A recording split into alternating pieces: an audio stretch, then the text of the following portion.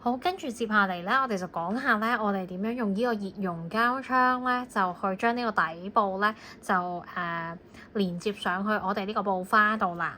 咁呢個我哋已經完成咗嘅布花啦。咁假設你需要加其他鈕啊、其他accessory 咁樣，或者啲珠仔咁樣係兩邊孔嘅咁樣，咁都可以加咗落去啦。咁就連好晒所有嘢啦。我哋準備組裝之前咧，咁我哋要將呢個底部連接落去。咁我哋要點樣去做呢一個底部咧？咁你哋應該咧裁布做咧，就係做完呢啲大嘅布條之後咧，應該會有一啲布碎嘅，即係佢已經裁唔到布條啦，咁啊剩翻啲布碎咧，咁就可以將佢咧，咁就剪成一個咁樣嘅正方形啦。咁我哋其實咧呢個底部咧要整一個圓形嘅一個效果嘅。咁我哋咧最簡單嘅方法咧，就係我哋可以將佢對接兩次，係啦。應該咧就係大家細個學剪圓形嘅時候，我哋點樣去做咧，就可以將佢呢一個位置，咁啊沿住呢一度，咁啊剪一個圓邊啦，剪一個弧啦。咁如果你用翻裁布鉸剪咧，就應該再剪得輕鬆少少啦。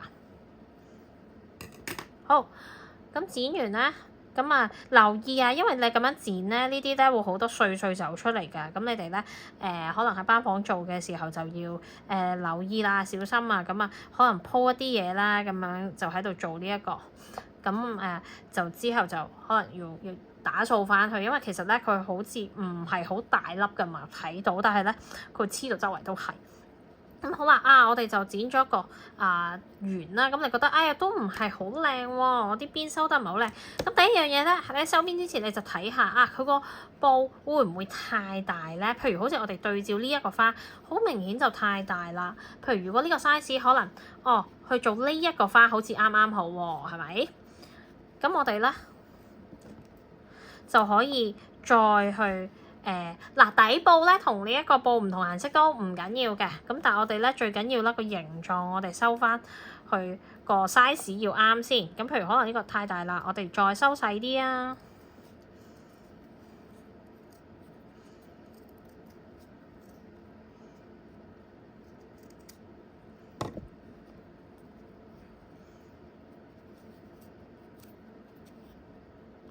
係啦，咁你可以打開之後，我大概再收完少少啦。係啦，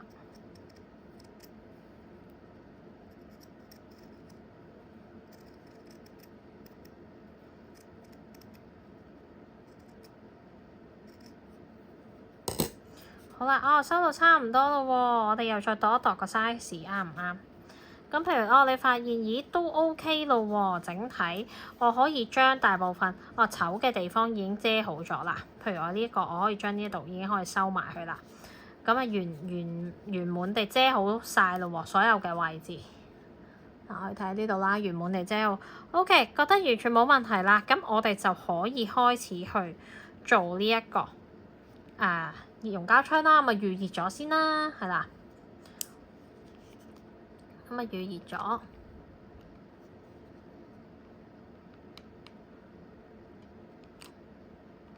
嗱，熱咗少少咧之後，我哋咧盡量先喺一個點度加咗上去先，係啦，先喺一個點度加咗上去，因為咧佢呢一個布我哋要盡量好緊湊咁樣將佢貼好落去，係啦，我哋盡量呢個位可能突出嚟少少嘅，我哋盡量先貼咗呢一個位先，見唔見到？我哋將兩頭呢一個位置，我哋先拉緊佢，咁先確保咧佢個花嘅形狀可以走到出嚟啦。咁我哋又可以先將呢一個位置，將側邊呢啲位置我哋慢慢去加。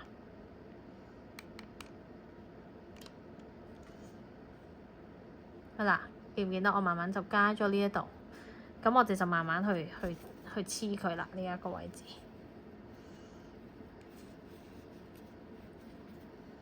係啦，有啲走咗出嚟都唔緊要㗎。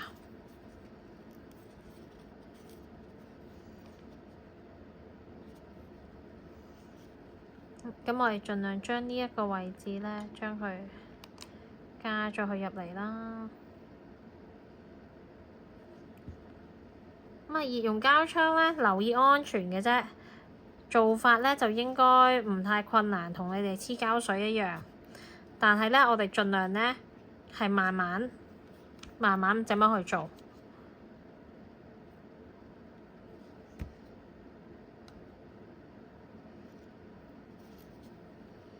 盡量將佢要黐嘅位置，盡量慢慢去做。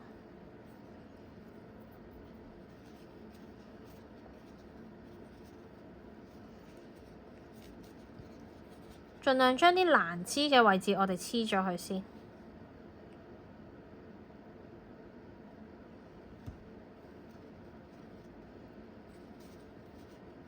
例如我哋發現呢一邊，佢呢一個有少少布頭嘅位置會走咗出嚟，我哋盡量想黐返佢嘅，我哋就將佢盡量黐好佢先。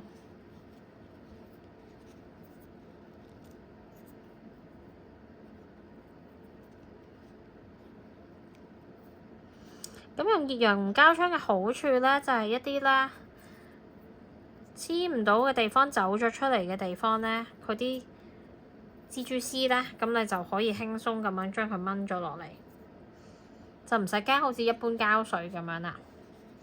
咁留意下，你有時熱熔膠槍咧，佢個頭咧會有機會太熱流出嚟，咁所以咧留意可能個底咧墊翻塊，可能啲廢布啊，或者其他啲白布啊，或者一啲耐熱墊啊。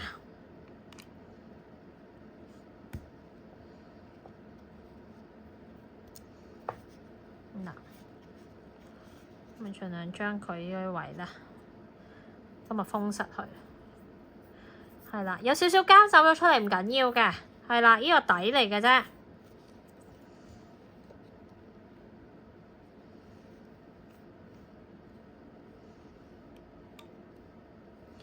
如果咧你呢個攞嚟做飾物，當然我哋會再追求背面都要再靚啲啦。我哋去做修剪啊，或者去做個花型嘅時候，我哋都要考慮得多啲啦。咁但係我哋呢一個咧，主要咧呢一個步驟咧，就係愛嚟咧幫助我哋一來遮咗唔靚嘅地方，二來咧就係可以咧，我哋到時咧，我哋會一齊組裝落去一個半球形度嘅。咁你哋咧個半球咧就會咧全部都係黐滿晒你哋一朵一朵你哋自己親手做嘅布花。咁所以咧，我哋需要有一個平面嘅位置咧，去搽膠水，咁就係呢一個底部嘅一個好功能上嘅用途啦。咁所以大致上知道咁樣 OK 㗎啦，整體上已經黐穩陣，然後加埋你已經做咗一啲簡單用針線做嘅一啲固定啦，咁基本上咧已經完成㗎啦。咁中間你話我除咗啲鈕之外，我可能仲有啲豬仔咁樣係一啲即係唔用噶咯喎，都係本身都係諗住掉嘅，但係幾靚噶噃咁樣。可唔可以攞嚟用去裝飾啊？都一樣可以嘅。如果佢可以用針線固定，當然你可以用針線固定啦。咁但係如果你話唔係喎，我呢個用唔到針線固定，可能有得或者可能係一隻好可愛嘅熊仔膠熊仔咁樣咁得意嘅。但係咧佢又冇一個紐扣咁樣，我可以用線去縫上去嘅。咁你都一樣可以用熱熔膠槍將佢咁樣擺咗落去。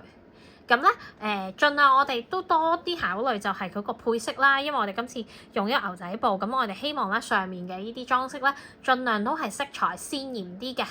係啦，即係一啲亮度比較高啲嘅一啲顏色嘅一啲配搭啦。咁大致上咧，咁就熱熔膠槍嘅部分咧，我哋就做到呢度，咁就完成㗎啦。咁應該咧，大家咧都理解到成個過程，我哋應該點樣去做。